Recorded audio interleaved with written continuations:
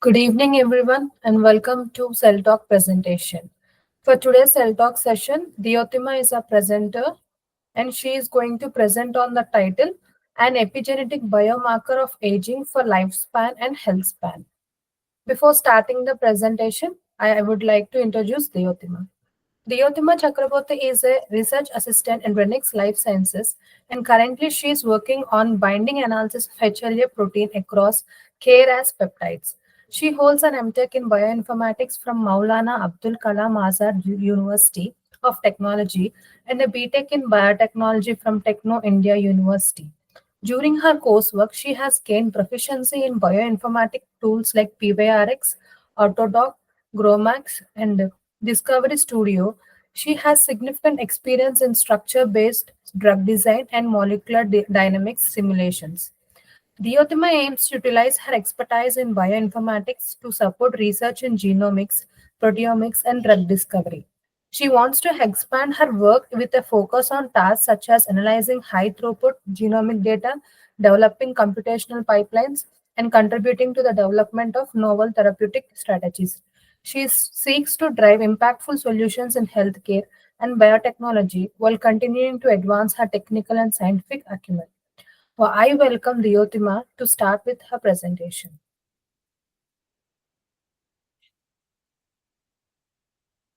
Thank you, Uma, for welcoming me. I am today presenting on the paper titled An Epigenetic Biomarker of Aging for Lifespan and Health Span. This research mainly has impact on three diseases, that is Alzheimer's, cancer, and diabetes. The study introduces DNAm-based, a new epigenetic biomarker of aging. It was developed by using a two-step process. The two-step process involves incorporation of clinical measures and identification of novel CPG. The first step involves integrating composite clinical measures of phenotypic age. This means instead of solely relying on chronological age, the researchers considered various clinical indicators that reflect an individual's biological age and health status. The second step involves the identification of novel CPG sites that are associated with aging. By analyzing the data collected from the first step, they were able to pinpoint the specific epigenetic markers that correlated with aging outcomes. This step is crucial as it allows for the development of a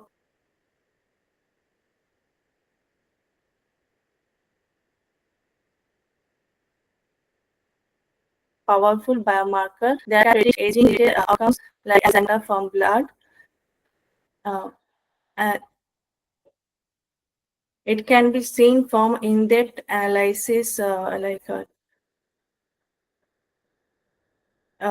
in-depth translational analysis tells that effect of epigenetic age and its association with increased activation of pro-inflammatory and interferon pathways and decreased activation of transcriptional and translational activity uh, uh, and machinery pathways and DNA damage response and mitochondrial signatures. This single epigenetic biomarker of aging is able to capture risks for an array of diverse outcomes across multiple tissues and cells and provide insight into important pathways in aging.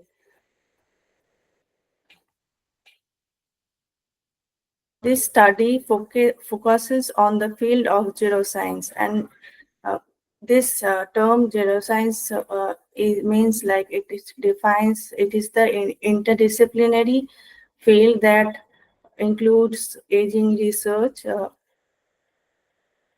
uh, chronic diseases, and other health issues related due to age.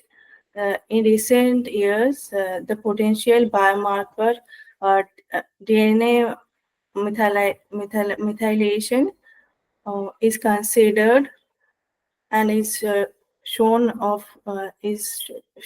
as of significant interest, um, and uh, the Hanam and the Horvath algorithms produces DNA methylation is that uh, correlate with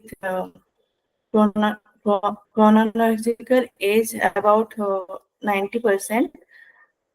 Um, and the phenotypic aging methods help in predicting differences in physical functionality to facial aging among the same age individuals.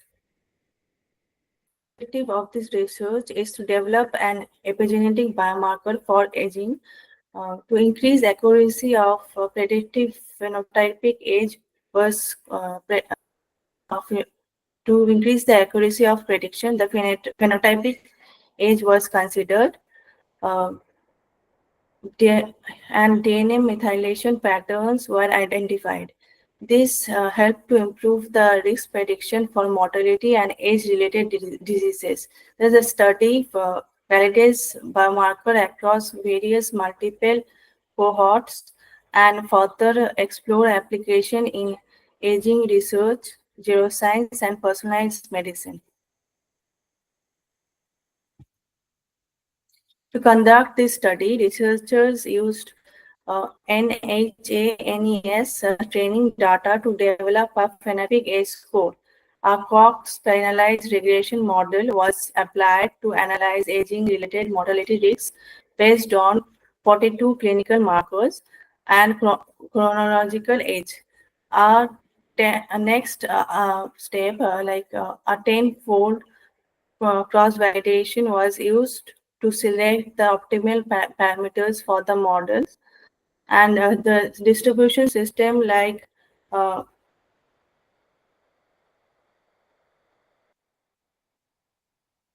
distribution system like Gomparate was applied to estimate 10-year mortality risks, which was converted into years to determine the mortality age, and uh, regression model was used to correlate the phenotypic age with the DNA methylation data, identifying the CGP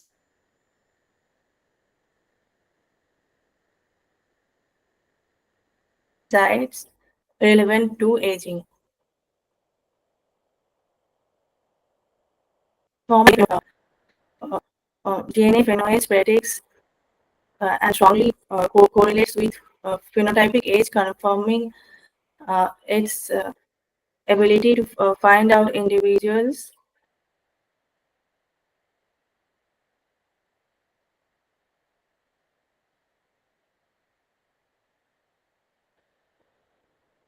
with and that is considers DNAm age, that is individuals with biological age than chronological, has a significant risk of all-cause mortality. A higher DNAm phenotype is linked. Higher value of DNAm phenotype is linked to metabolic disorders like obesity, uh, diabetes, and thus reinforcing the connection between biological aging and metabolic dysregulation.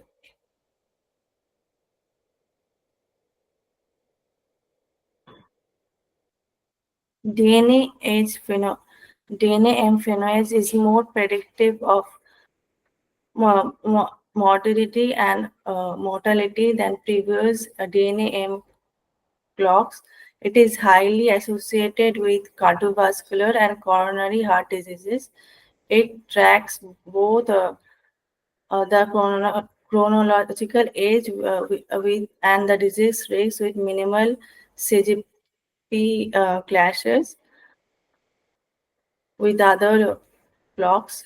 It is moderately linked to biological processes like DNA damage repair, etc. This DNAm phenotype can capture preclinical aging, making it useful for young individuals and uh, postmortem studies. Through though this DNAm phenotype may fall behind the clinical biomarkers, but for smokers, the DNAm phenotype mortality score appears to be higher than the non-smokers, which may suggest that DNAm phenotype represent difference in innate resilience and vulnerability, and uh, are related to aging stressors such as cigarettes, smokes, etc. Uh,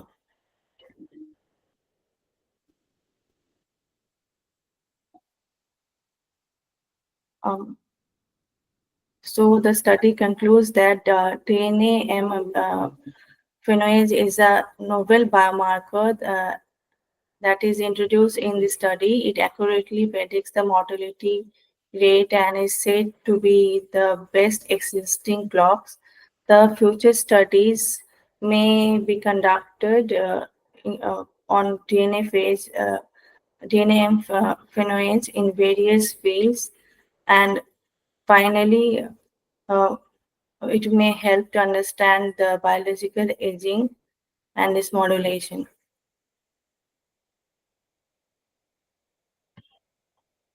Um, Impact of the research is that the DNAm phenolase enables a more precise assessment of health span or lifespan. It provides strong predictive power for age-related diseases, allowing for early identifications at indivi- in individuals. These findings pave a way for like assessments or clinician can make recommendations like personalized recommendations on individuals uh, with respect to their respective biological age. Here, by biological age, it is it means the age of the cell. The study further supports the exploration of epigenetic aging mechanisms and their potential in developing anti-aging therapies. Future applications can integrate DNA and phenotype with uh, more approaches like multi-omics, enhancing aging research with genomic and proteomic data.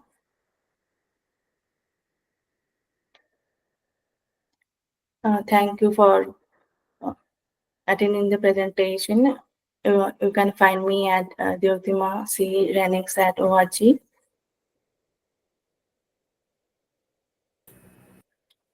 Thank you, Deotima.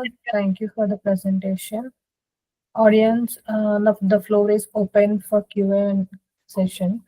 So if you have any queries, you can type in the chat box, which I will address it.